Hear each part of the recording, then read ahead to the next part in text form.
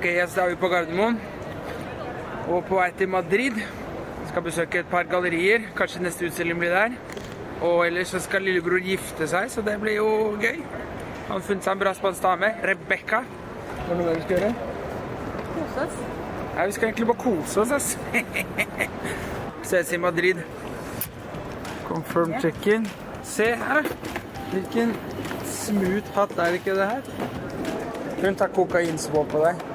Jeg synes du så suspekt ut. Det er ikke bare å reise med hatt, ass. Da er vi good to go. Madrid neste.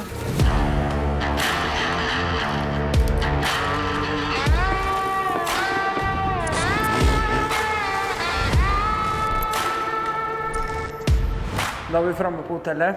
Zaha Hadid, som har designet hele interiøret her. En av mine yndlingsarkitekter. Hun er jo på en sykt flytende organisk arkitektur. Og det her ser jo helt vilt ut som du ser. Jævlig fett, ass. Hotellet heter Puerta Americana.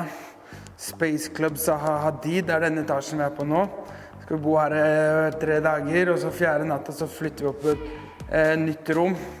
Som en annen designer som jeg liker har gjort.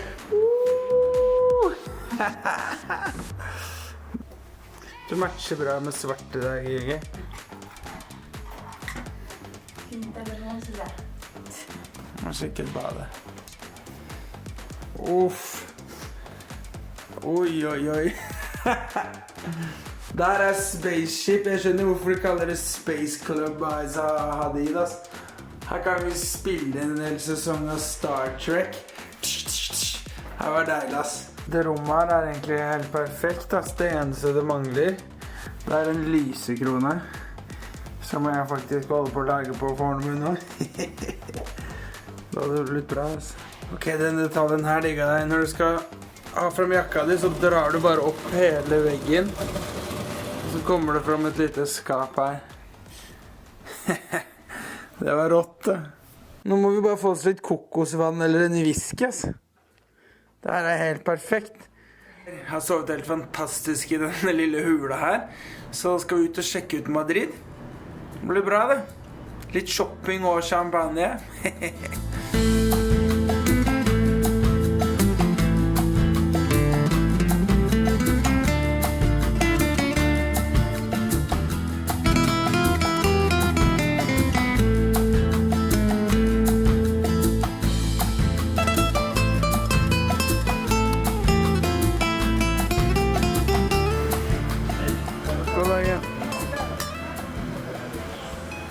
Jeg trasher jo rommet, jo ikke. Ja, hvis du vil ha frokost for eksempel, trykker du bare på den. Breakfast, please. Den er rå, da. Den liker jeg. Og do not disturb. Du kan få alle på en gang også. Og det er ikke prosjektorlys på veggen, det er lys inni døren som lyser igjennom. Jeg digger sånne detaljer, ja. Det ser kult ut, og det er smart, og det er litt annerledes. Litt sånn.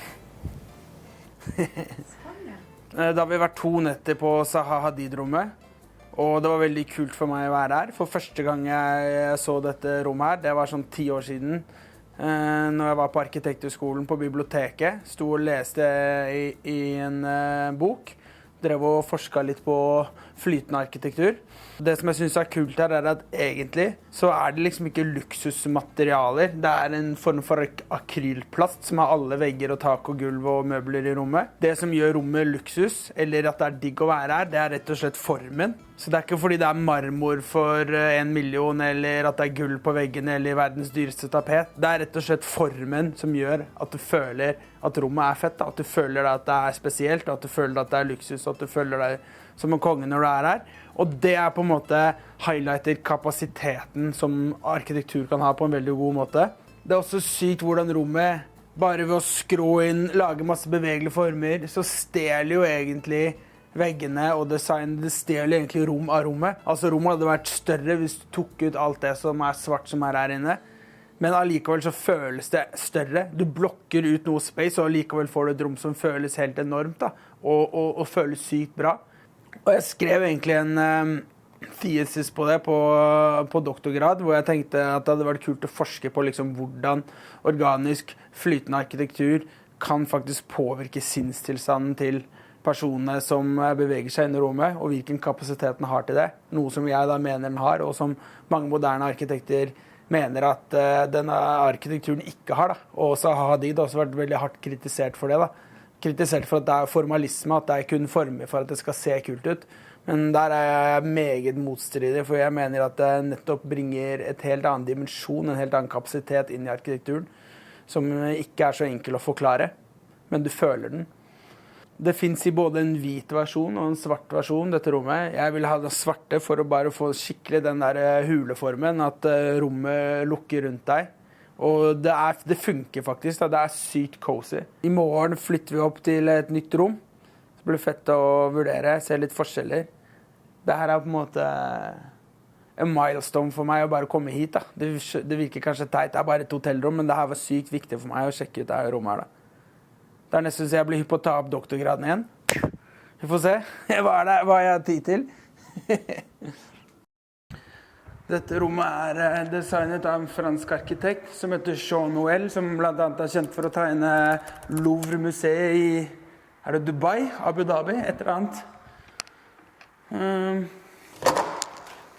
Så hotellrommet er designet sånn at det er vegger du kan skyve på og dele opp rommene ettersom du selv vil.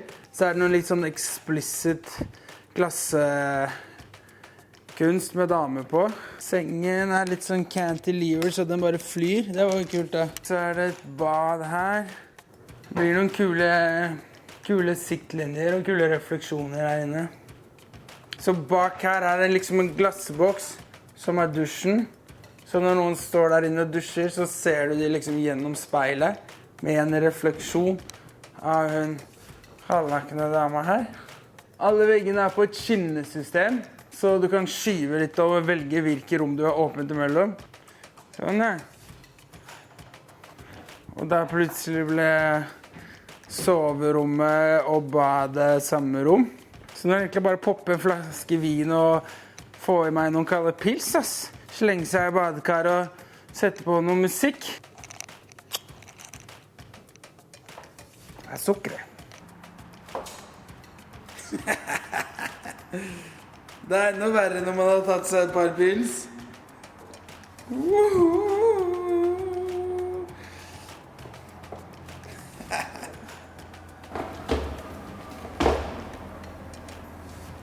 Madrid var fint, det var gøy å være der, men det er jo en typisk europeisk storby, og man går litt i kø, og det er så mye mennesker.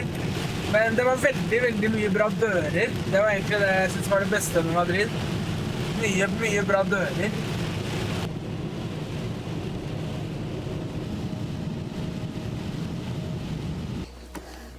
Ok, der var vi klare for overraskelsen til Hege.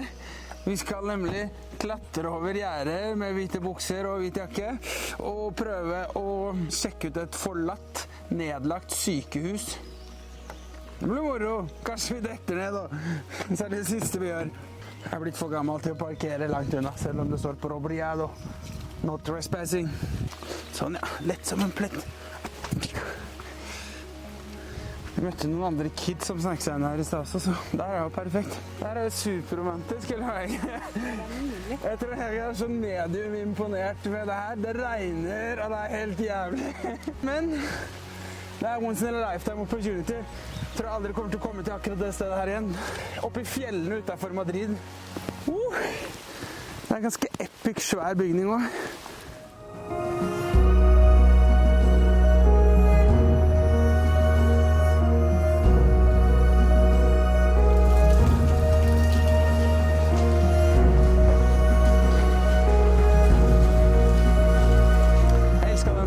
Det var helt rått. Hadde jeg vært syk, så ville jeg absolutt dratt hit for å bli frisk. Men den sykdommen jeg har, den tror jeg ikke de kurerer her. Prohibo El Paso. Her er rullestoltrappa.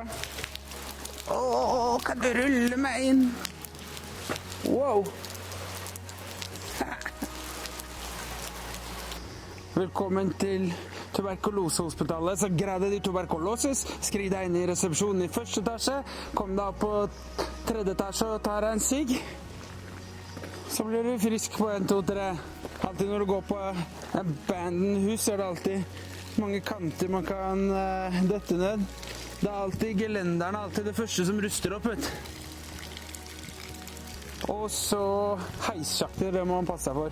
Det er livsfarlig dette her gamle heissjakter. Det er classic. En romantisk allé. Det ble jo vellykket likevel der. Bra. Du har den. Skulle tro du har vært ute med meg før.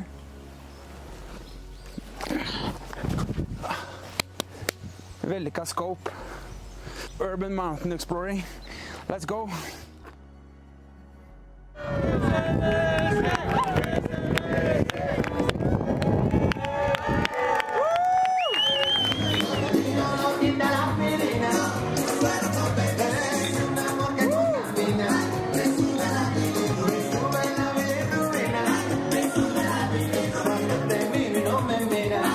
Nærmest midnatt. Fått kastet noen cervezas i trynet. Det her blir veldig bra der. Og i morgen skal vi bade.